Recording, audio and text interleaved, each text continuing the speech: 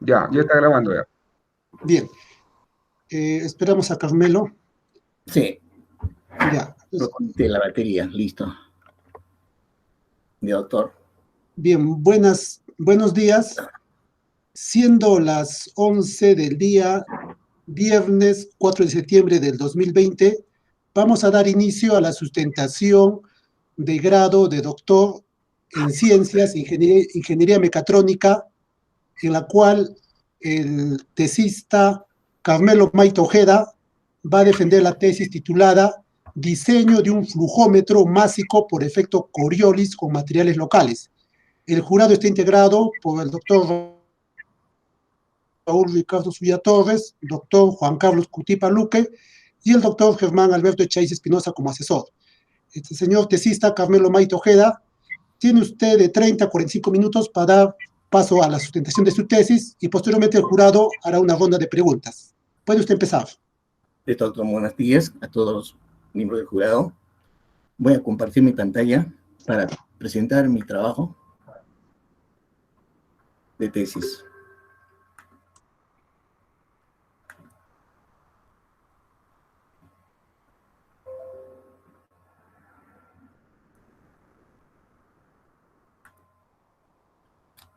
Bien, señores miembros del jurado, este es un trabajo titulado Diseño del flujómetro másico por efecto Coriolis con materiales locales, presentado por mi persona Carmelo Maito Ojeda, para optar el grado académico, grado de doctor en Ciencias e Ingeniería Mecatrónica, siendo el asesor el doctor Germán Echaiz Espinosa. Permítame leer primeramente un resumen de todo el curso, de todo el trabajo, y luego pasar a detallar los capítulos, los puntos más interesantes, los más importantes. El trabajo se presenta a marco del diseño de un flujómetro de masa por efecto Coriolis a partir de materiales que se encuentran en el mercado local, como el aluminio, en base a los fundamentos teóricos que permiten implementar la forma de generar el efecto Coriolis mediante un circuito de modulación del ancho pulso, cuya sigla en inglés es PWM, Pulse Weight Modulation, que controla al motor vibrador de eje centrado a una frecuencia angular de resonancia calculado para el tubo recto de aluminio.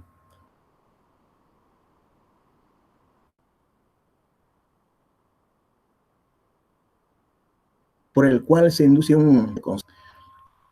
por el efecto Coriolis se genera por un aumento de fuerza que se origina a una diferencia de fases en los tubos ubicados a L cuartos y 3 cuartos de L del tubo. Esta diferencia de fase de vibración es captada por dos acelerómetros que generan señales eléctricas que mediante el circuito ADX-L335 como sensor que detectan las señales de desfasaje. Dichas señales producidas son preamplificadas y filtradas mediante componentes lógicos. Circuito cruce por 0 para detectar diferencia de fase, la detección de retraso y adelanto de fase, el control por signo de conversor analógico digital y luego finalmente se visualiza en forma de tensión proporcional al flujo másico. Bien, entonces, en general, a lo largo de este trabajo, cómo es diseñar el flujo másico por efecto Coriolis con materiales locales. El primer paso que se ha dado es un análisis matemático en los primeros 3 capítulos. El primer capítulo trata del fundamento de efecto Coriolis.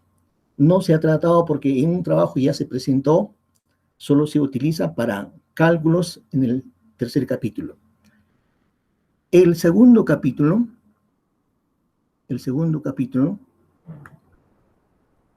es importante, se ha analizado cómo es que el efecto Coriolis produce un tubo en momento de fuerza.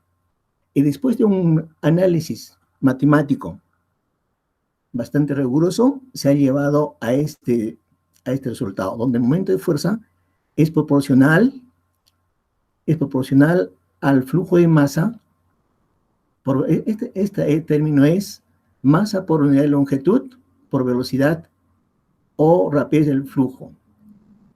Y proporcional también a la frecuencia angular, a la amplitud, longitud, y son dos constantes que se ha determinado a lo largo del trabajo. Este es el que va a causar, por ejemplo, más adelante, el efecto Coriolis, o sea, la diferencia de fase, este momento de fuerza. El otro detalle importante es el desfasaje que se va a producir en el tubo mientras, como consecuencia del efecto Coriolis, está dado por esta expresión que se ha demostrado a lo largo de todo el trabajo, que en este caso caía en la ecuación 192, el capítulo 2, que tiene una referencia en 3, en el cual, como se puede observar aquí, básicamente estos dos parámetros. Los demás son constantes y algunos son parámetros, por ejemplo, como el L, por ejemplo, es la longitud del tubo que conduce el fluido. Estas son masas, densidad de masas, no es masa en sí, sino densidad de masa, es decir, masa por unidad de longitud, masa por unidad de longitud. Con el L de aquí se va a ir, simplemente son masas del fluido ahí. Mientras aquí es flujo de densidad del fluido por unidad de tubo por velocidad. Todos los demás son constantes y que algunos parámetros que aquí se utilizan se encuentran en esta referencia. Y además, esta ecuación ha sido verificado con el artículo que se ha publicado en esta referencia, en donde estos dos términos de aquí están relacionados con la posición de los sensores que se van a ubicar a lo largo del tubo. Aquí se indica aquí cada uno de los parámetros que ha intervenido en la ecuación anterior. El parámetro más importante aquí es la masa por unidad de longitud y también que acompaña la velocidad. Si no hay velocidad, no se produce el efecto Coriolis. Es un parámetro muy importante. Bueno, entonces el efecto Coriolis consiste en hacer pasar por un tubo recto, según los resultados, para cualquier fluido, y el flujo de masa es medido usando el sensor de Coriolis. Este sensor de Coriolis que nosotros podemos utilizar, para ello vamos a generar en el tubo, vamos a hacerlo, se va a calcular primeramente la frecuencia de resonancia del tubo, para que ésta pueda responderlo a las consecuencias que necesitamos nosotros. Para ello se ha utilizado el capítulo 1, el resultado del capítulo 1, y con el cual se ha calculado, por ejemplo, para el aluminio, tenemos 798 radianes por segundo, para el cobre 667 radianes por segundo, para el titanio 1671 radianes por segundo, y acero inoxidable 697 radianes por segundo, y también ha incluido el poliuretano 147 radianes por segundo. Entonces, todos estos se ha tomado el aluminio por ser un material más común en nuestro medio. Los otros términos están ahí calculados y en cualquier momento se pueden utilizar porque ya está determinado su frecuencia de resonancia, por ejemplo, para el cobre, para el titanio, etc. Y aquí están resultados de esa simulación del capítulo, en este capítulo 3, en el cual aquí se muestra un resumen para cada uno de los materiales que se ha tratado, que se ha simulado su frecuencia de resonancia, considerando para la misma longitud, mismo diámetro y el espesor también. Bien, hecho esto, entonces a esta frecuencia hay que excitar el tubo.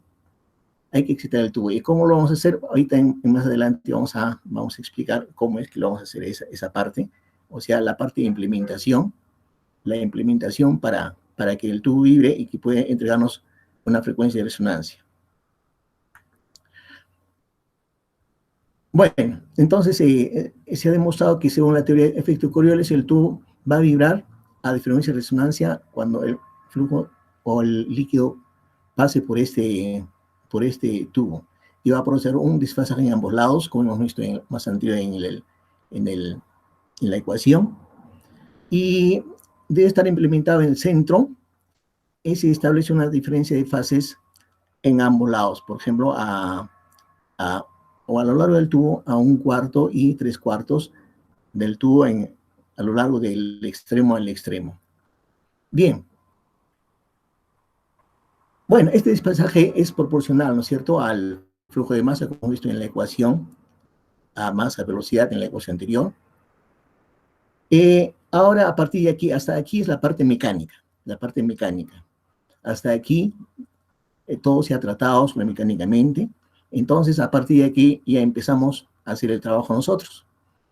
Lo que se va a hacer es traducir este movimiento mecánico para producir una señal eléctrica. ¿Y cómo lo vamos a hacer esto? Vamos a utilizar los acelerómetros de tipo capacitivo. Hay muchos acelerómetros, pero en este caso vamos a utilizar el tipo capacitivo. Bien, una vez obtenidas las señales desfasadas, se va a pasar por un circuito que mide el desfase, que voy a explicar más adelante cómo es que ese circuito va a medir el desfase. Lo que va a hacer este circuito es el desfase, medir la tensión proporcional al desfasaje desde 0 hasta 360 grados. Entonces, en resumen, lo que quiero decir es esto. Aquí hay un tubo por el cual va a pasar el fluido. Entra hasta acá el fluido y aquí hay un motor que va a producir el efecto Coriolis justamente, que va a excitar al tubo y va a hacerlo vibrar a la frecuencia ya calculada, para este caso en aluminio. Y lo que va a producirse en el líquido es esta velocidad que viene constante, una unidireccional, va a tener componentes aquí ya. Esto es lo que tenemos que aprovecharlo. Y justo en esta parte, por ejemplo, no sucede nada. Y aquí, por ejemplo, la velocidad es para arriba, la velocidad para tangente para este lado, la velocidad es tangente y la velocidad es para acá. Justamente aquí es donde se produce este efecto que estamos buscando. Este cambio de velocidad para allá, para arriba, digamos para arriba, para allí, y para abajo, para allí. Lo demás es normal, como si no hubiese pasado nada. Entonces, este es lo que va a ocurrir, va a causar la diferencia de fases. Y luego el fluido se va a continuar por el tubo.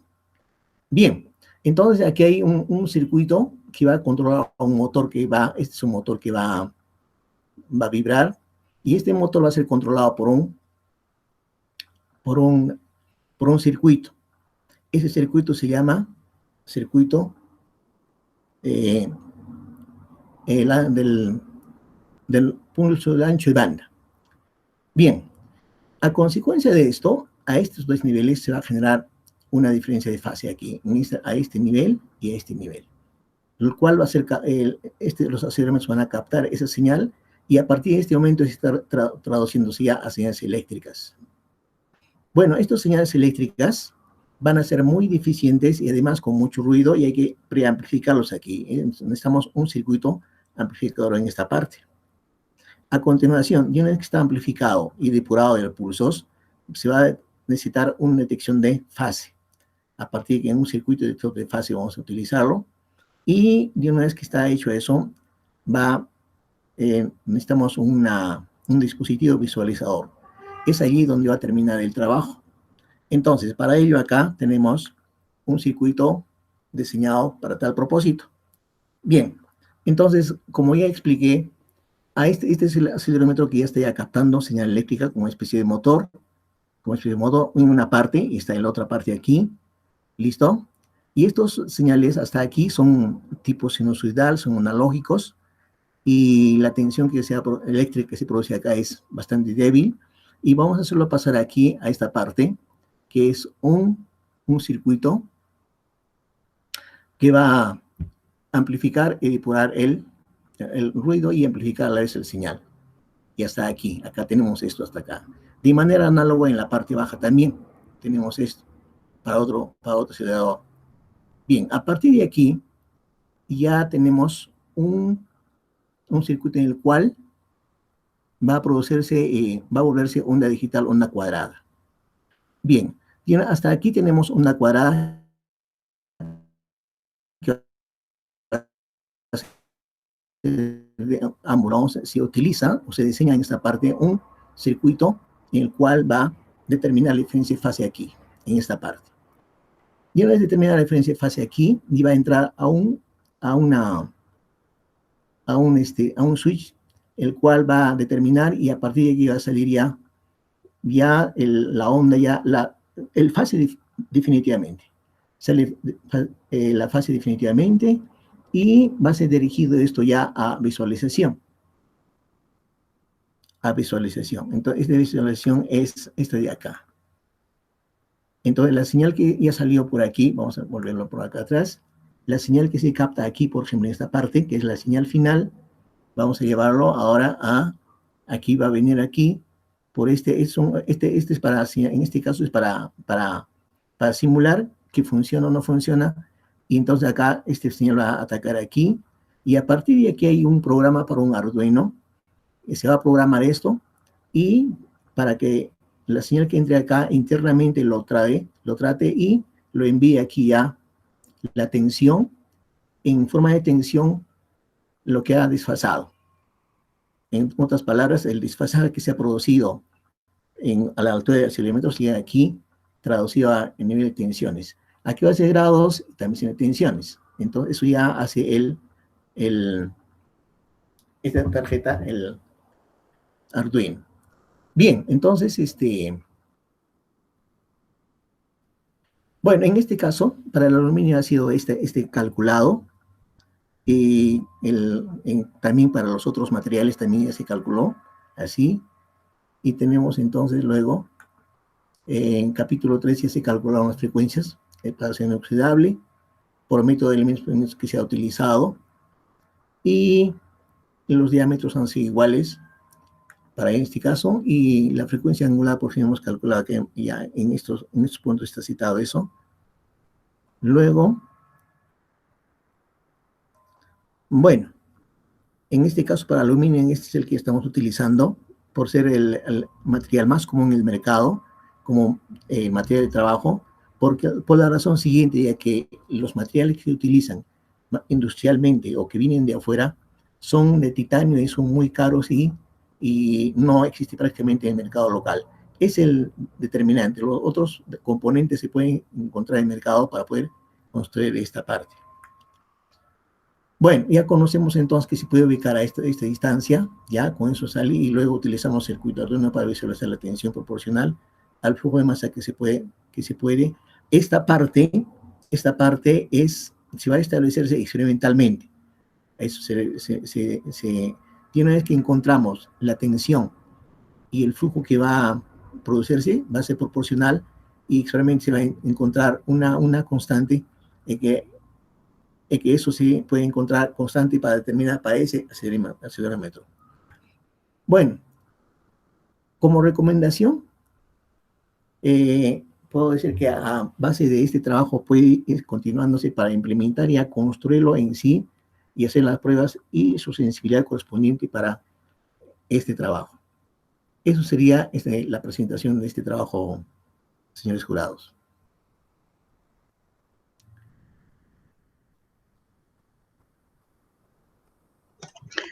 Muy bien, agradecemos su exposición.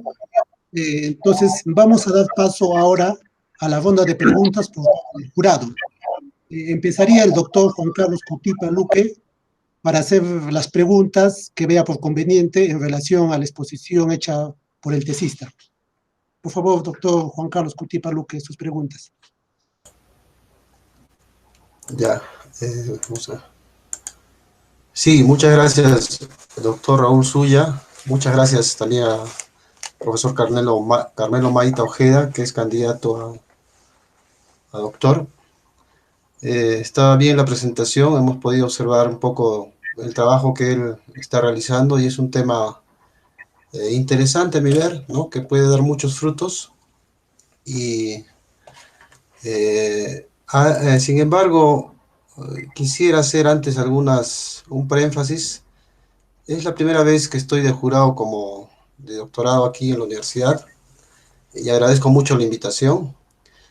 Y bueno, estamos frente a una situación diferente en el Perú, que está trayendo muchos recursos humanos de fuera por causa de la nueva ley universitaria, ¿no? Que nos pide prácticamente estándares internacionales, tanto para pregrado como para posgrado, y prácticamente hemos observado también algunos efectos que está trayendo esto en relación a la calidad académica, ¿no? Entonces, en electrónica especialmente estamos en el proceso de acreditación y esperamos concluirlo pronto para que nuestro programa pues esté acreditado de forma internacional y no tengamos problemas de expedir de repente o formar graduados que no estén a la altura de estándares internacionales. Entonces, dicho este preénfasis, yo tengo algunas preguntas y algunas consultas en relación a su trabajo. He podido observar que hay una escasa búsqueda bibliográfica, o sea, no se ha hecho adecuadamente una revisión del estado del arte.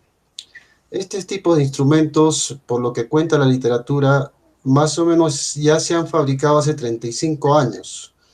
Los tipos de tubo U modificado, el tipo recto que lo está presentando ahora usted, y también hay los tipos de doble tubo, ¿no? De doble tubo. No he visto, de repente usted me puede dar información, cuáles son las ventajas o desventajas de este tipo de instrumentos y la aplicación sobre todo, ¿no? O sea, ¿por qué usar titanio? ¿Por qué usar aluminio? ¿Hacia dónde está dirigido? Veo que su perspectiva es un poco más práctica que formal. Entonces, desde ese punto de vista, tal vez sería interesante colocar, bueno, está siendo fabricado con materiales locales, ciertamente. Entonces, la aplicación está restricta a estos tipos de líquidos, sean compresibles, no compresibles. ¿Cuál es la velocidad del flow rate máximo, ¿no? que podemos especificar? Y cómo usar algunos sistemas de compensación, ¿no? De temperatura. ¿Qué ocurre si, por ejemplo, el análisis de fluido estructura en los métodos de elementos finitos que usted ha usado, lo ha mencionado que ha usado Octave, que es un software de paquete libre que es muy bueno en esa parte, de su parte que usa un software libre, pero también ver cómo ha discretizado el sistema, o sea, cómo ha colocado la estructura en el simulador, qué condiciones les ha dado, qué discretización de malla ha tenido, qué problemas ha tenido, cuáles son los casos que ha evidenciado. Y sobre todo diferenciar este proceso, este capítulo 1, capítulo 2 que veo de su tesis de maestría, que usted la ha presentado hace menos de 2 años. O sea, estamos frente aquí a una tesis de doctorado veloz, en tiempo récord. Sin embargo, no hay problema que sea rápido el doctorado, ¿no? Generalmente demora 4 años, 5 años, es un estándar normal. Pero si es en tiempo récord, tendría que haber evidencias de que realmente el candidato, o usted, su persona, de repente ha publicado en algunas revistas indexadas o algunos congresos top del área, ¿no? Entonces, esas preguntas en concreto me gustaría que usted las responda y principalmente, o sea, ¿cuál es el interés que le lleva a obtener un grado más, que es el grado de doctor, el equivalente a PhD en el extranjero? ¿Y cuál sería su contribución de conocimiento, ¿no?, respecto a todo lo que se ha explorado globalmente en el asunto? ¿Ok? Esas serían las preguntas, Ya. candidato. Ya, primeramente, lo que quiero mencionar es lo siguiente. Tenemos conocimiento teórico, por un lado, y muchas veces tenemos conocimientos prácticos también. Lo que no hay es una unión de ambos. La teoría está por un lado y la práctica está en un lado, y parece que no hay una relación. Entonces, en mi trabajo he tratado de conjuncionar ambos. Aquí está la teoría, llega hasta aquí, y aquí está la parte práctica, que hay circuitos por ahí que existen, hay patentes, hay todo, pero no hay una relación entre ambas en nuestro medio para que pueda concretarse esto más adelante. Esa es la primera objeción sería la primera parte que yo puedo mencionar. En cuanto a cómo se ha estructurado para calcular en la estructura del tubo, la resonancia, hay literatura que existe desde más o menos desde el Sí existen, incluso hay cientos de fábricas que incluso ya venden estos instrumentos. Pero en nuestra localidad, en nuestro medio, estamos totalmente rezagados. Como vuelvo a retirar, tenemos conocimiento teórico y también tenemos cuestiones de electrónica, pero no hemos sintetizado ambas cosas para que se puedan esto conjuncionar y dar un resultado. Ese es uno. Lo otro es el tubo recto, en este caso que estoy utilizando hay otros modelos que existen, hay variedad de modelos que existen. Según la literatura aporta que si uno de ellos, por ejemplo, hablemos de dos tubos mellizos que conocen el fluido, uno de ellos puede, por ejemplo, obstruirse y entonces fallar. Eso sería, por ejemplo, el caso. Hay dos dobles tubos, también hay baja de presión, etc. Eso es lo otro. Lo otro es que los fabricantes lo realizan con materiales bien costosos que no hay aquí en nuestro medio. Son casi prohibitivos, como por ejemplo el circonio, como el titanio, que yo, por ejemplo, personalmente he ido, por ejemplo, a nuestra escuela de metalurgia, en nuestra universidad, a ver si ellos tienen un trozo de tubo titanio. Y no existe. Según me dice que hay que hacer un pedido especial para que nosotros tengamos el tubo titanio. Y si es así, entonces prácticamente, por ejemplo, un estudiante no tendría, por ejemplo, que desarrollar, porque el tubo no está acá, y si es que es costoso, y bueno, ahí queda. En este caso, por eso he tratado de simular para el cobre, ahí está la frecuencia de resonancia, ahí está el método matemático, cómo se desarrolla eso, ahí está todo. Para el cobre, para el aluminio, está para el titanio y los otros también. Pero aún si es así, el estudiante puede simular, por ejemplo, para el PVC también. Y así, entonces, esos son los aportes que podíamos conseguir acá, porque ya está escrito, ya está en nuestro medio, ya está juntado ya. Ya no hay nada que, sino revisarlo y profundizarlo en ese sentido. Esa sería mi respuesta, ingeniero. Creo, una contrapregunta. ¿Cree usted que esas consideraciones son suficientes para que un posible artículo que salga de su tesis pueda ser aceptado en una revista internacional, ¿no? Sí, en una revista internacional, he visto una revista hindú en el cual la he hecho con PVC, material PVC. Y bueno, es lo único que he visto. Lo demás son con materiales de tipo, como vuelvo a mencionar, con circonio, con titanio para arriba. Son materiales bien caros. A eso voy. Bueno, en todo caso, materiales locales, como vuelvo a mencionar, los que existen aquí, que por nosotros conseguirlos y en breve tiempo podríamos desarrollarlo eso y de modo que tener una propia tecnología nuestra en ese sentido. Ya tenemos la parte matemática, la parte física, la parte de lo que necesitamos ahora es concretizarlo ya en una prueba ya y hacer las mediciones correspondientes. En cuanto Sí, a... pero, En sí, cuanto a profesor Carmelo, Sí, déjeme solamente un poquito esclarecerle. Por lo que hemos visto en su trabajo, la parte teórica es la parte de su maestría que ha desarrollado. Entiendo que son desarrollos propios teóricos suyos, ¿ya? En la parte práctica veo más patentes de invención, que ya están publicadas, son desarrollos de otras personas, terceros. Lo que usted está diciendo que ha juntado la parte electrónica, la parte mecánica para construir un prototipo, sin embargo no lo ha construido.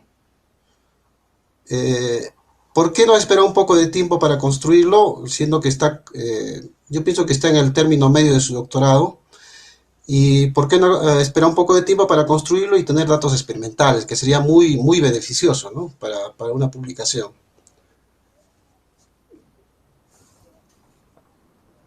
O sea, ¿por qué está, yo pienso que está acelerando su doctorado, ¿no? ¿Por qué lo está no. haciendo? Bueno, uno es por el hecho de que yo terminé mi doctorado en el año, con el año anterior, para ser sincero. Y a nosotros nos han dado ya plazo para este fin próximo mes, en noviembre. En este caso, ahí debemos determinarlo estos trabajos. Esa es la presión de parte de la ley, o sea, de nuestra universidad. Ok, entonces ya va a ir la pregunta casi final. Siendo que usted en el caso satisfactorio, ¿no?, de que obtenga este grado, siendo que el jurado delibere para bien y obtenga usted el grado de doctor, ¿pretende continuar con la parte de implementación? Con los Lógicamente, alumnos, de repente sí, con pregrado. así es, así es. La idea es esa, o sea, no dejar las cosas truncadas con ideas así, porque estas ideas, por ejemplo, el quien habla ha tenido un tiempo para poder, poder discernir, armar todo eso, porque no está todo junto, ahí está el asunto. El asunto no está todo junto, los autores solamente tocan resultados, entregan resultados, algunos fundamentan brevemente, pero no está todo, pero en este caso ya está sistematizado todo. ¿Qué es lo que falta? Ya concretizarlo. Entonces, yo considero que esto se puede, como ya vuelvo a mencionar, con materiales locales, o sea, ya hay algunos materiales que ya se ha comprado, ya los tengo, entonces ya lo único que falta a futuro es concretizarlo esto ya para que no quede así en, en, en, en en papel, como se dice, ¿no? En papel, por si no lo contrario, es como que no hemos hecho nada otra vez. Entonces, de nada se ha servido, por ejemplo, que yo he sido estudiante de maestría, como doctorado ahora, son como 8 años de estudiando esto, y después de dejarlo eso ya como que como que no se ha hecho nada, no tiene sentido por parte de ingeniero. Entonces, desde ese punto de vista, yo pienso continuar y hacer la experimentación, y allí falta todavía, por ejemplo, la parte de determinar la, la susceptibilidad del aparato, qué va a sentir, cómo se va a comportar, todo eso hay que evaluar. Hay muchos reportes sobre esto, que el armazón, el piso donde está instalado, también puede vibrar, puede afectar también. Todos esos detalles se tienen que ya estudiar también. Ya con todos esos detalles ya podía sería más aporte con materiales locales, como PVC, por ejemplo. PVC no hemos tratado. Eso puede ser, por ejemplo. Entonces ya tendríamos, para no estar esperando mucho tiempo, dependiendo tecnológicamente, dos cosas aquí, para ser sinceros. Mucha dependencia hay, es como que no sabemos nada acá, como que no sabemos nada, como que estamos estudiando por gusto, en primer lugar, teniendo mucho conocimiento, esperando que afuera venga y es el mejor. Eso no es, entonces, ¿para qué estudiamos? No tiene sentido. Entonces, claro, no lo estudian, ¿por qué? Porque las cosas están por acá, por allá, por acá, por acá, y no está organizado. A eso voy, señor ingeniero. Entonces, ahora está organizado, se sabe, ya sabemos por dónde llegar, ya, entonces ya hay que concretarlo eso. Entonces, por mi parte, estoy dispuesto a concretar en un experimento esto y publicarlo ya de manera ya más fehaciente, como usted menciona. Muchas gracias, profesor Carmelo Maita. Finalmente, de repente, algunas consideraciones. Sé que soy un poco joven en relación al grado de doctor, pero un poquito he aprendido con mis profesores que han sido formados en el MIT, en Stanford, y la idea es de que hay que siempre buscar que sea un trabajo en equipo e integrar un poco a los estudiantes de pregrado para que ellos tienen esa naturaleza de formación con la parte experimental. Entonces ellos de repente guiarles, ya jóvenes, hagan, por ejemplo, ustedes a ver este experimento y monten la parte electrónica, y ellos lo van a hacer basado en el trabajo que usted está haciendo, esa contribución que usted está haciendo. Entiendo yo que es una revisión que ha hecho bastante puntual sobre el asunto. Si bien es cierto, no hay fuerte revisión de artículos, pero de lo que ha conseguido ha podido concretizar en algo, vamos a decir, plasmable y realizable con materiales locales.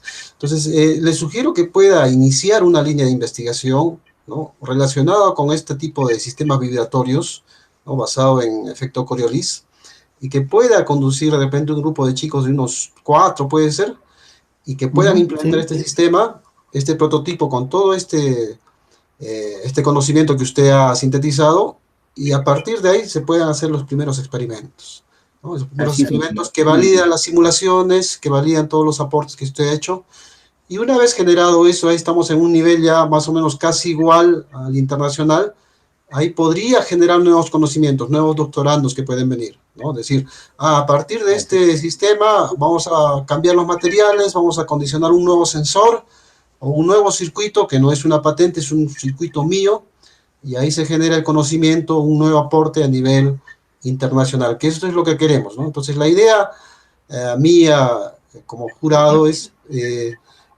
invitarle a usted a que no pueda, a partir de, yo sé que estamos en el límite, siempre tenemos límites de doctorado, ¿no? No pueda que a partir del límite ya se acabó, sino que un doctorado comienza o se finaliza ya definiendo su línea de investigación, ¿no? Y esa línea de investigación tiene que ser fuerte. Y usted va a ser, vamos a decir, la estructura de este tronco. A partir de usted se van a formar de aquí unos 10 o 15 años otros doctorandos que van a poder seguir la línea de investigación y no vamos a estar rezagados en relación a otros países extranjeros, ¿no? De repente en materiales van a poder fabricarse titanio. El titanio se puede importar, ¿eh? Yo para los drones he importado algunas estructuras de titanio de tubo, se puede importar tranquilamente. Lógicamente sería necesario, ¿no?, una investigación en ingeniería de materiales que fabrique titanio. No lo tenemos todavía, de repente lo tengamos en un tiempo corto, pero por ahora de repente podamos importar esas estructuras de titanio y poder utilizar para hacer diseños comparativos. Entonces, no hay limitaciones en esa parte y le felicito que ha encaminado una línea de investigación, ¿no?, de la parte de sistemas vibratorios, sistemas físicos, y también que compensa con la parte de sistemas electromecánicos, la parte de procesamiento de señales. Esos serían mis consejos, profesor Maita, y pues sus frutos van a decir mucho más tal vez que del título. A veces muchos tienen títulos y no tienen frutos. Entonces lo invito a que pueda continuar, ¿no?, con la línea de investigación iniciada y que de repente con el doctorado, si los jurados coinciden en una aprobación, pueda ser también merecedor de este diploma, ¿no?, de este grado. Muchas gracias, presidente del jurado. Acabó mi intervención.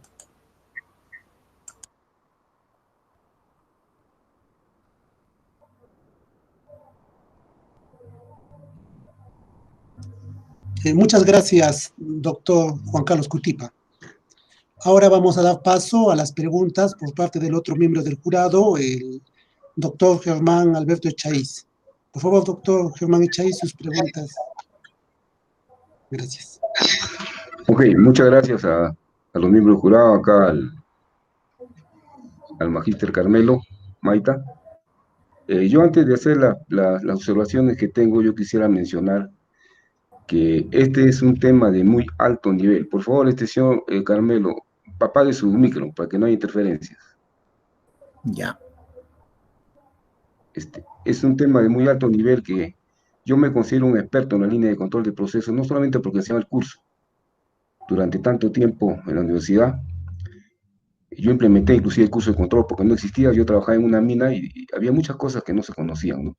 Entonces, yo he trabajado mucho con flujómetros Coriolis, pero sencillamente porque hay aplicaciones que lamentablemente no se pueden trabajar con flujómetros volumétricos, ¿no?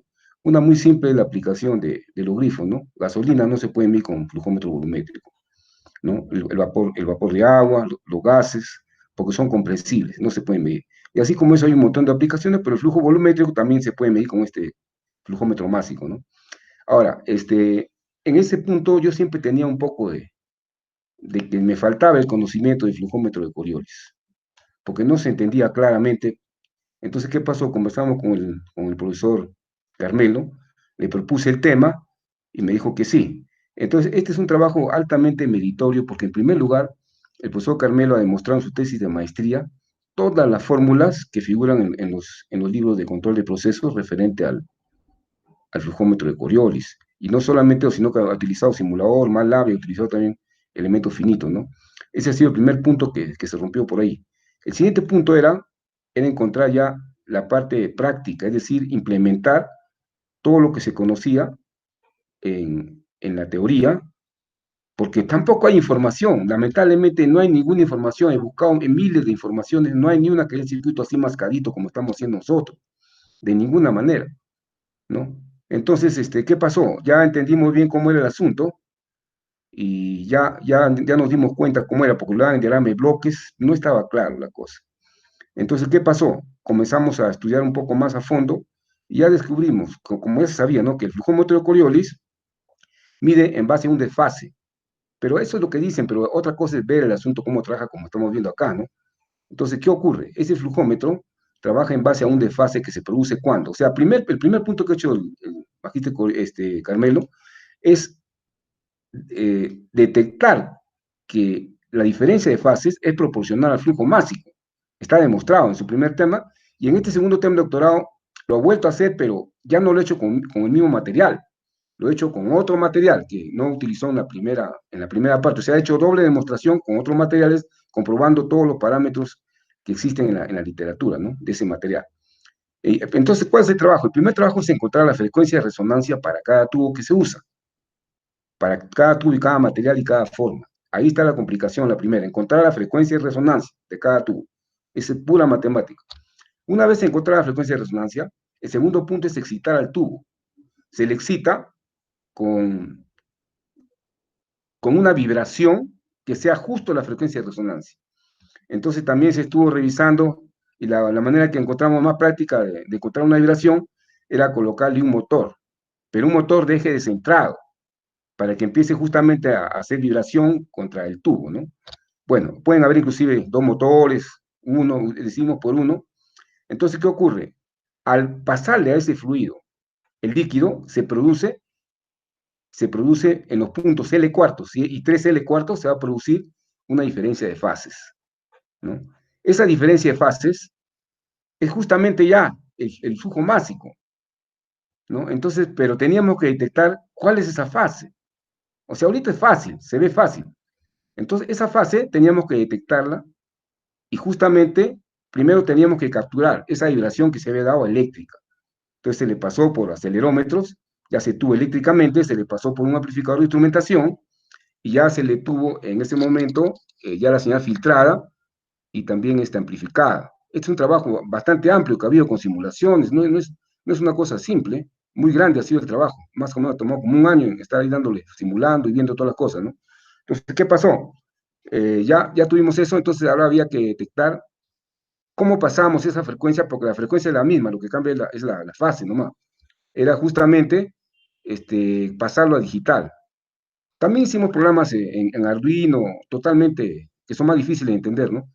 Entonces, la solución fue la forma de onda, pasarle por un detector de cruce cero para que mande pulsos proporcional a la frecuencia, ¿no? Se hizo eso, ya teníamos la frecuencia en pulsos y, por supuesto, también con la respectiva fase, porque estaba movido, ¿no? Entonces, ¿cuál es el siguiente paso? Era justamente ya detectar esa diferencia de fases. Había muchos circuitos, pero optamos por el circuito que ya había a la patente caducado, ya se podía usar sin ningún problema. Ya la patente había caducado y era el circuito pero hay diseños también propios, ¿no? Con Arduino en programa, pero son difíciles de entender, se ha hecho de gran flujo todo. Pero bueno, ¿qué ocurre? Este era simple porque solamente llevaba flip-flops y compuestas hora exclusivas. Entonces él hizo eso y el circuito era más amplio de lo que pide, porque el circuito inclusive se usa para la parte de medición de centrales eléctricas, porque a mí el factor de potencia, o sea, el de fase, incluía ángulo de avance o de retraso, ¿no? También se le puso ese circuito que prácticamente no tiene mucha importancia en el trabajo de acá. Entonces, hasta ahí fue la primera parte. Entonces, ¿qué pasó? Esos trabajos del acelerómetro, que eran frecuencias mecánicas, se transformaron, después del detector de fase, en un voltaje. O sea, ahí está el tiro, se transformó en un voltaje que era proporcional al flujo másico. Entonces ya teníamos el voltaje de 0 a 10 voltios, ¿ya? ¿Qué pasaba? Lo que pasaba es que ese voltaje iba a ser proporcional a los grados. No queríamos que se hagan grados, porque era proporcional 100% a grados. Entonces, ¿qué pasaba? Había que pasarlo eso ya a hacer un escalamiento para que simplemente digamos 0 voltios, suponte corresponde a 0 libras por minuto o 0 kilos por hora, dependiendo de las unidades que queramos, y supongamos 10 voltios corresponde a cuánto, ¿no? Corresponde, suponte, a la máxima escala que estamos trabajando ahí, ¿no? Corresponde a 1000 libras por minuto, ¿no? Y eso ya pero es un programa simple, nomás que lo hace el Arduino, ¿no? Entonces, prácticamente ahorita se ve simple, pero al inicio, pues, no se sabía, no hay conocimiento. Lamentablemente, el aporte acá es académico. Con esto ya todo el mundo va a saber cómo funciona el medidor flujo de Coriolis. Y no solamente en la parte electrónica, tiene un cuco. Yo soy bien meticuloso en revisar información y nunca encontraba la información de Coriolis, ¿no? Entonces, inclusive hay muchos casos de personas que utilizan Coriolis inadecuadamente. Lo ponen y produce mucha caída de presión y no funciona. O sea, hay que saber todas esas cosas también, ¿no? Eso a nivel ya de ingeniería, a nivel de control de proceso, ¿no? Entonces, realmente el trabajo es bien amplio, tiene bastante mérito el profesor Carmelo, porque se ha investigado ahora sí ya, todo el conocimiento está ya mostrado acá, está, está en este solo sitio está todo el conocimiento está acá, y en forma fácil, ¿no? Entonces no queda ningún secreto, ¿no? Ese es el mérito de acá, que es académico, se está dando a conocer todo un secreto que nadie muestra, nunca lo van a mostrar porque es patentado, y en las patentes no muestran tampoco, si lo muestran lo hacen tan difícil que no se puede entender lo que están haciendo. No se ha podido descubrir así, se ha tenido que pelear en varios sitios, buscando, hasta que finalmente se encontró, pues, se encontró a nivel de diagrama de flujo, a nivel de diagrama de bloques, perdón, ya se pudo hacer, ¿no? Eso, digamos, un resumen para que vean que el trabajo no es una cosa simple, ha sido bastante arduo y el profesor tiene su mérito, ¿no? Se ha hecho simulaciones, un montón, todo está demostrado. Realmente acá no queda ya ningún secreto, todo se ha vertido como un aporte académico, porque lamentablemente yo cuando he querido saber eso nunca había información de ningún tipo. Es un secreto que se ha arrancado realmente fabuloso, ¿no? Bueno, eso con respecto a eso. Ahora, con respecto ya cambiando al tema de las observaciones, yo le diría a Magíster Camelo que tengo una observación. Usted ha mostrado diapositivas que no están en su lámina en su tesis que usted ha presentado. Tiene que usted que ampliar toda esa parte electrónica que no ha presentado al detalle. Tiene usted que ampliarla y con las formas de onda y también con los nombres respectivos, ¿no? Porque no está bien que se quede así en una forma, digamos, un poco sin dar todo el aporte, ¿no? Tiene usted que acomodar todo eso y plasmar todo lo que falta ahí, que yo ya le he visto como asesor y le estoy diciendo que por favor tiene que colocar todo eso. Y esa sería la observación que le hago como primera observación, ¿no? La segunda observación sería, bueno, efectivamente que ya habíamos planeado con el profesor Carmelo hacer un artículo en conjunto con el doctor Andrés sobre este punto y justamente habíamos planeado también construirlo. Porque ahorita con el aluminio es barato, no hay ningún problema, los acelerómetros se tienen, todo es barato, se puede hacer. Lo que va a ser un poco problemático va a ser conseguir, digamos, otro medidor de flujo con el que contrastemos, ¿no? Contrastemos el flujo. Como el agua, pues, me dicen volumétrico, se puede contrastar con el agua, no hay ningún problema, ¿ya? Pero ya cuando se quiera medir, por ejemplo, flujo de vapor, ya no se va a poder. Ya se requiere más laboratorio para eso, ¿no? Bueno, entonces yo le pediría que sí, justamente usted hay que culminar esto con un artículo, hay que construirlo, porque ya esto está sencillo, ahorita ya está fácil, solamente va a faltar la parte de cómo se van a pegar los sensores que trae el acelerómetro al tubo. Tiene que pegarse cada sensor a L cuartos y 3 L cuartos. Tiene que ver cómo lo va a colocar, fijar, para que pueda detectar la vibración que hace el motor, ¿no? ¿Ya? Ahora, otra cosita, ese motor es un motor simple de continua. No necesariamente ha tenido que usar PWM, ha podido usar cualquier otra técnica para poderlo variar su velocidad y encontrar la frecuencia de resonancia adecuada, ¿no? O también podría simplemente encontrado previamente el voltaje y le colocaba un voltaje que lo hacía moverse a la frecuencia que requeríamos para la frecuencia de resonancia, ¿no? O sea, se podría hacer esa observación también de que sería bueno que usted ponga eso, ¿ya?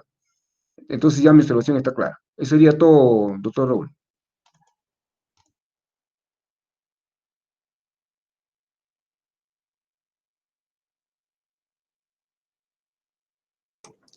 Muchas gracias, doctor Germán Echaíz. Magíster Carmelo Maita, ¿qué aporte usted considera lo más importante de su tesis? Usted ha hecho una tesis, diseño de un flujómetro. ¿Cuál es el aporte más importante que usted considera en su tesis desarrollada?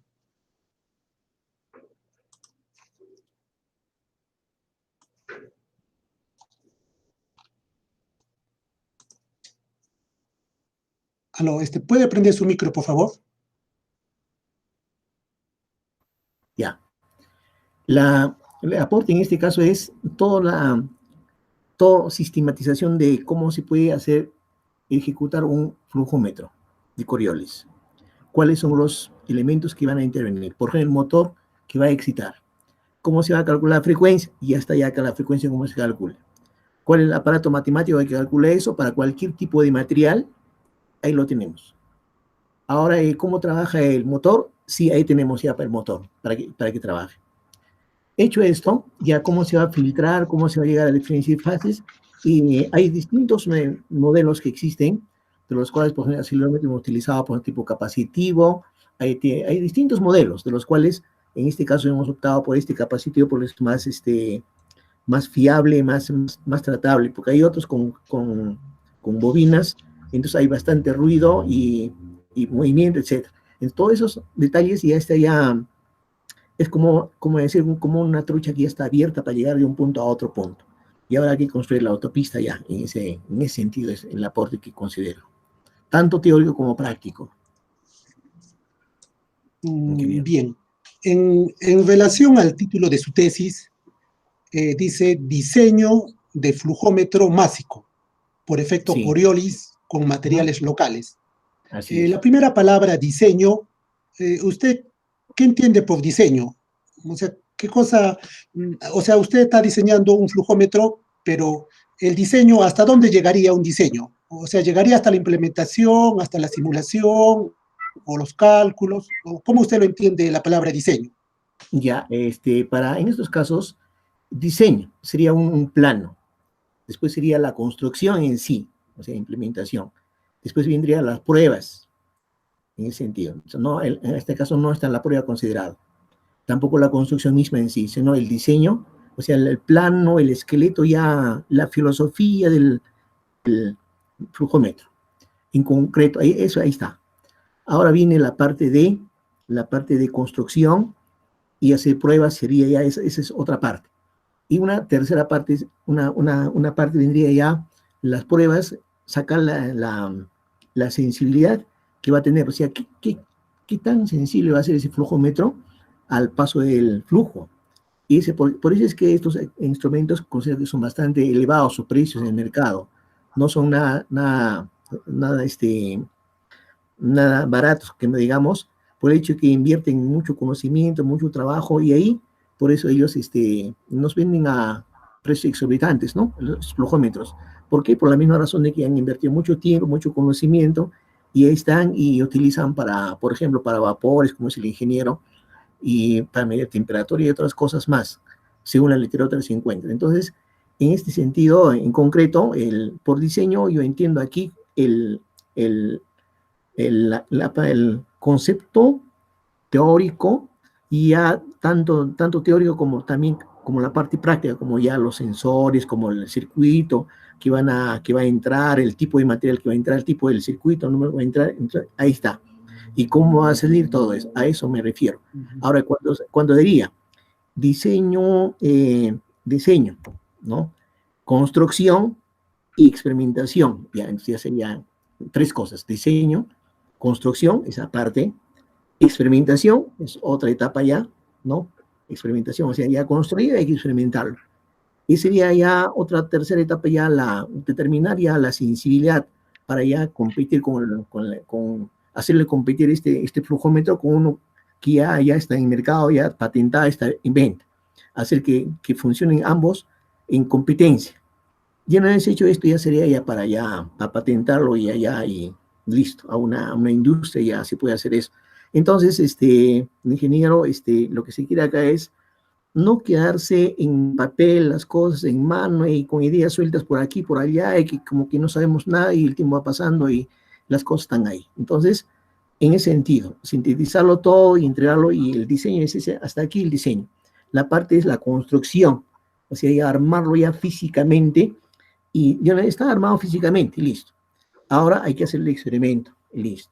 Ahora hay que hacerlo prueba o confrontarlo con otro aparato. Eso es así. Ahí terminaríamos el trabajo ya acabado, porque ya compite nuestro instrumento hecho por nosotros mismos, ya con todo nuestro conocimiento, y los materiales están por ahí, por acá, por allá, y de una vez hay que hacerlo trabajar. En ese sentido, ingeniero, yo considero.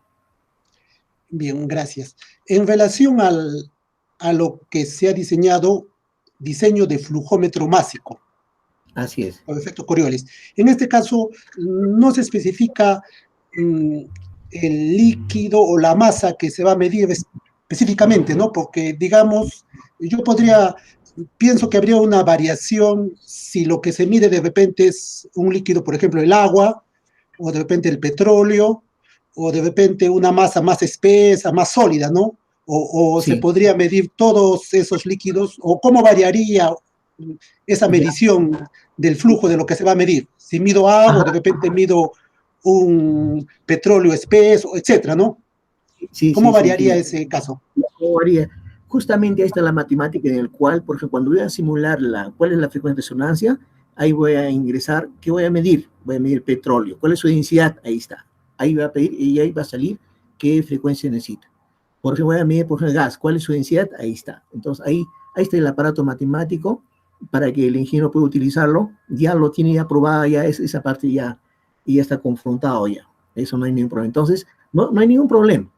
Por ejemplo, un estudiante quiere medir el vapor, listo. Coloca la densidad del vapor ahí, listo, y simula cuál es la frecuencia de resonancia para en este sistema con vapor de agua, y va a ser esa, y con eso hay que excitarlo al tubo con ese motor que genera el efecto Coriolis.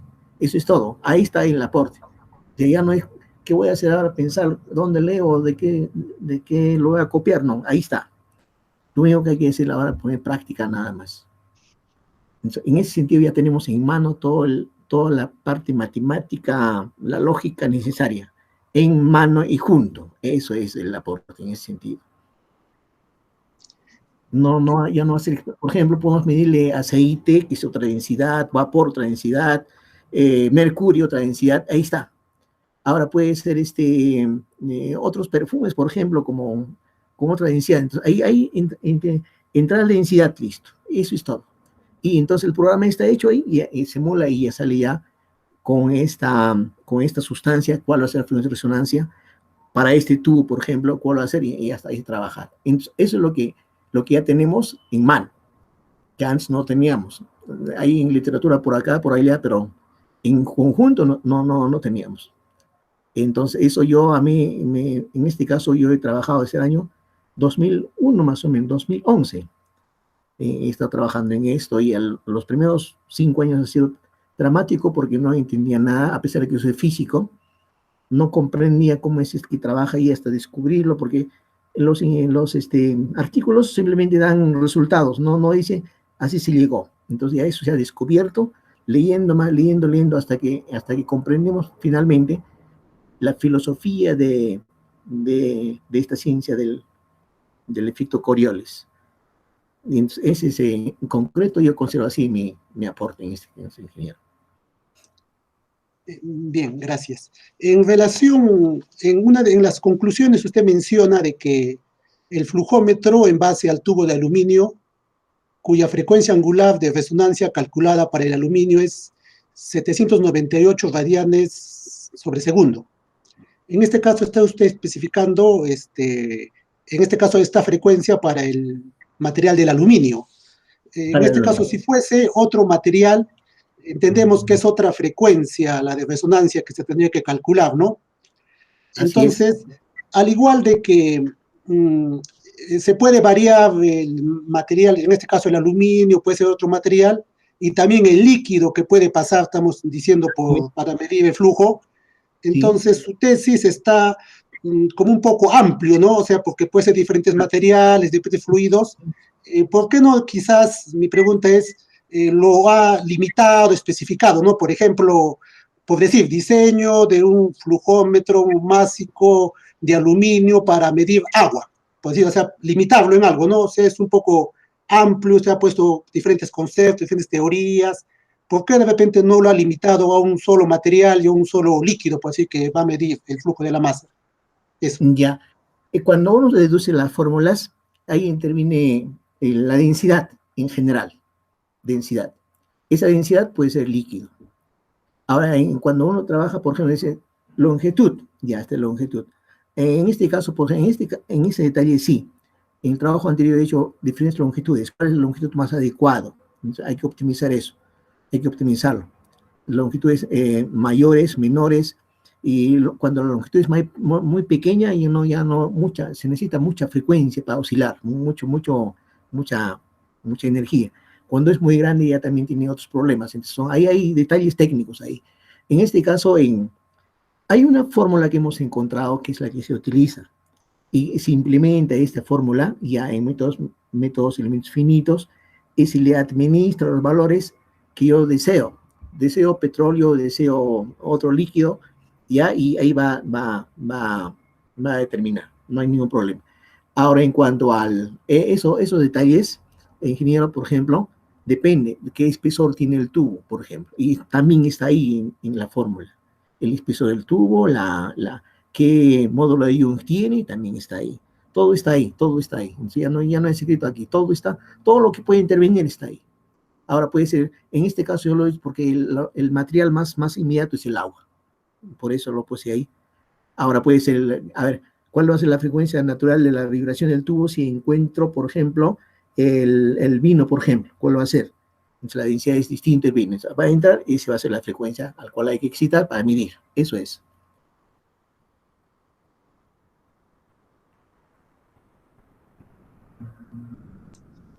Bien, finalmente unas recomendaciones que le voy a hacer para su documento que pueda, Ya, que he revisado y que, por ejemplo, el capítulo 2 está dentro de la misma página.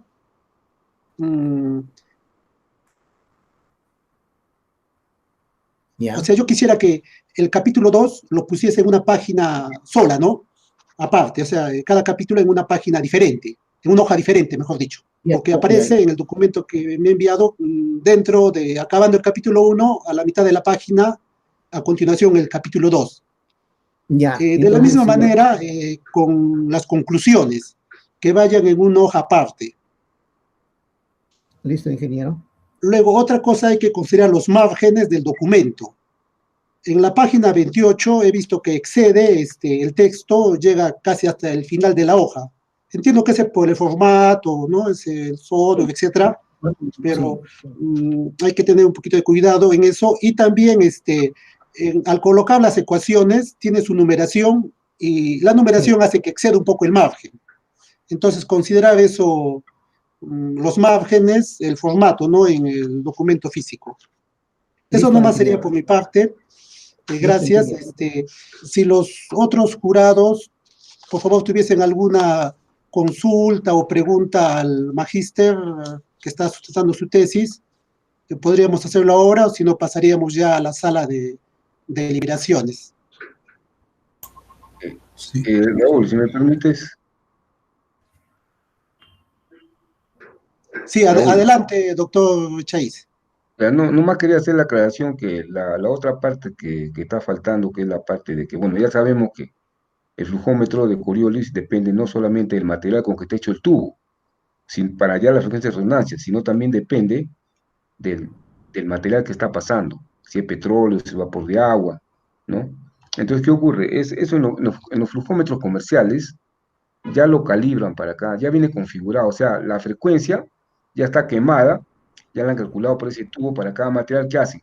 Cambia nomás por software la velocidad a la que va a resonar el tubo, la frecuencia, y ya todo continúa normal. O sea, no hay que hacer ningún cambio ahí, simplemente todo es software, ¿no?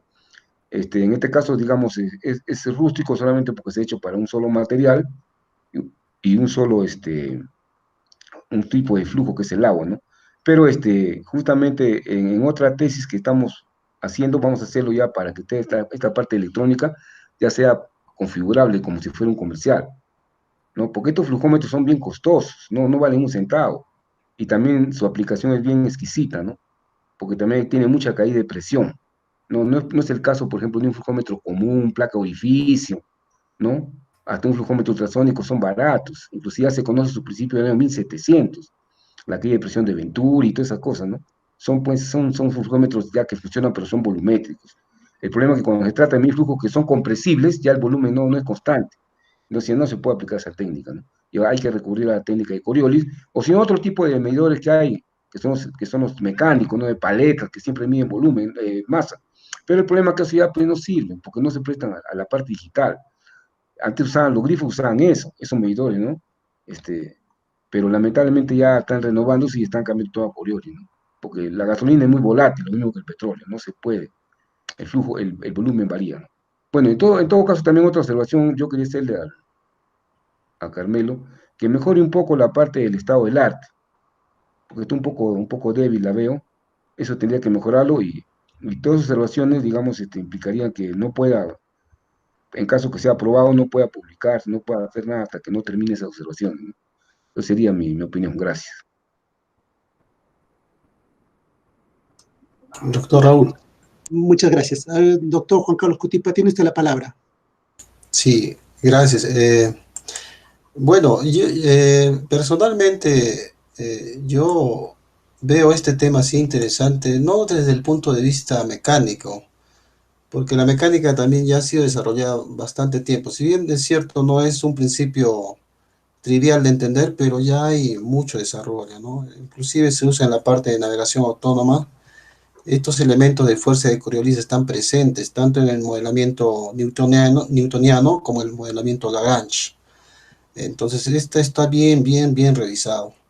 El grande aporte que es en la industria, me parece, y pienso yo que es la parte de los sistemas microelectromecánicos, ¿no? Los famosos MEMS.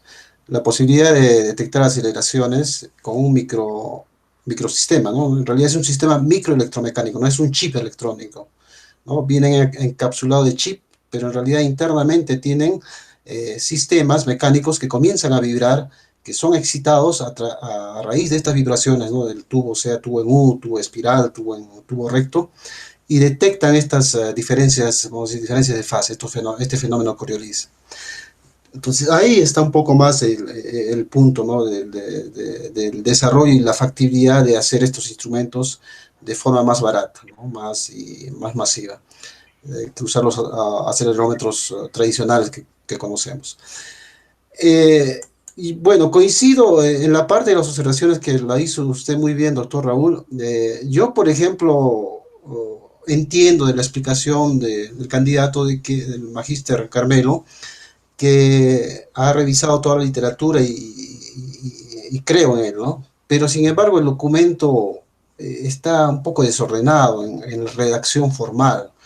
Yo le pediría que él vea una tesis, si bien es cierto, yo he revisado algunas tesis de la UNCE y realmente es difícil de entender. De repente una tesis de una universidad que está entre las 100 mejores, ¿no? En Brasil tenemos la Universidad de Sao Paulo, en México tenemos la Autónoma de México. Entonces, revisar tesis, la redacción, el estilo de redacción de estas tesis, porque ciertamente los jurados son muy exigentes en la parte formal de cómo es presentado un documento de esta magnitud. Entonces, hay que ver cómo se colocan las ecuaciones, cómo se colocan las figuras, las tablas. He visto, por ejemplo, que en el capítulo 4 ha colocado especificaciones del tubo, ha colocado una lista de código. Generalmente los códigos son en anexo y a veces en tesis de doctorado ni las muestran. ¿Por qué? Dicen que eso es trivial, ¿no? Ni la muestran. Pero si es para colocar de repente en anexo, da un buen complemento para una tesis de doctorado, ¿no? En la parte del texto, pues tiene que ir en la forma formal de una tabla, ¿no? Con sus líneas, con su título de tabla, con sus columnas bien, vamos a decir, alineadas. Entonces, eso faltaría. Un ejemplo que voy a dar aquí en la página, de repente me acompaña ahí el magíster Carmelo, en la página 18, en la página 18 de su tesis, que es el capítulo, creo que es el capítulo 2. ¿Lo puedo abrir? A ver. Sí, puede compartirlo si desea. Sí. La página 18.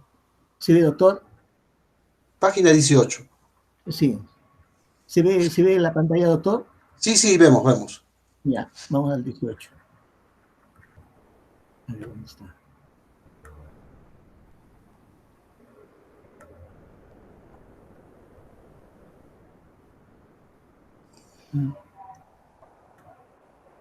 Más abajo está, más abajo. Ya estoy bajo. Página 64. Mucho. Es la sección 2.1, 18. Ya, bueno. Ahí está, por ahí. Ahí es 2 puntos. 2.1, la sección 2.1, página 18 lo tengo aquí. O 17, 17, 18. Ya, está arriba entonces. Sí, un poquito más arriba. Sí.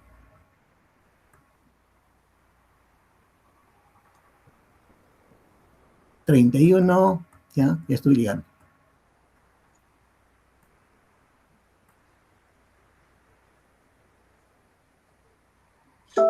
25, ya voy a llegar.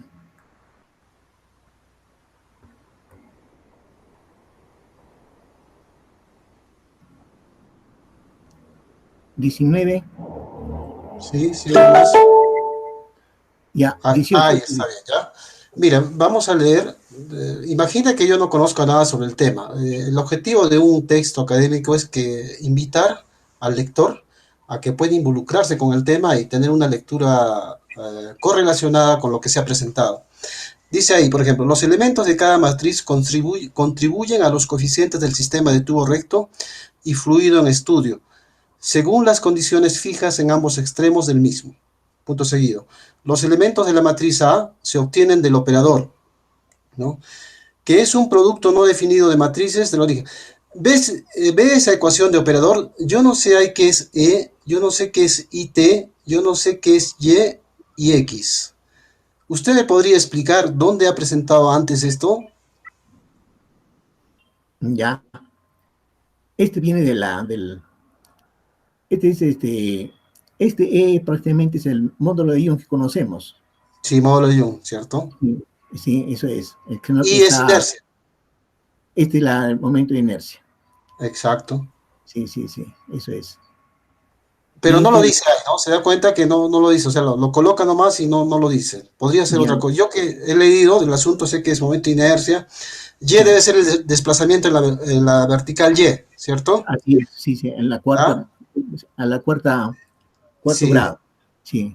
Entonces, esa parte de redacción, si usted va a ver en las tesis que les he recomendado, va a ver bien definido. Por ejemplo, donde estos parámetros se han definido en la ecuación 15, digamos. Entonces el lector está, ya lo definió en la 15. Entonces, queda más. Y así hay varias, por ejemplo, aquí también, en la siguiente, vas bajando un poquito abajo. A ver. Baje un poquito. Después de esa matriz, que ya para mí ya es complejo ya ahí, ¿no? Dice, el siguiente término cuyo operador diferencial es, ahí no sé qué es MF, qué es V mayúscula, ¿no? Entonces, si es velocidad, o si ya lo he definido antes, sería bueno referenciarlo, ¿ya? Y no sé también de dónde sale esta ecuación. ¿Sabe usted de dónde sale esta ecuación? Este operador diferencial. De la ecuación 1. En la ecuación 1 tiene que estar, a ver, vamos a ver acá. Aquí está. Ya, bueno, este está relacionado con la tesis anterior, aspecto de matemáticos y Coriolis. Está relacionado, pero aquí viene en una ecuación, vamos a llegar a la ecuación 1, que no está.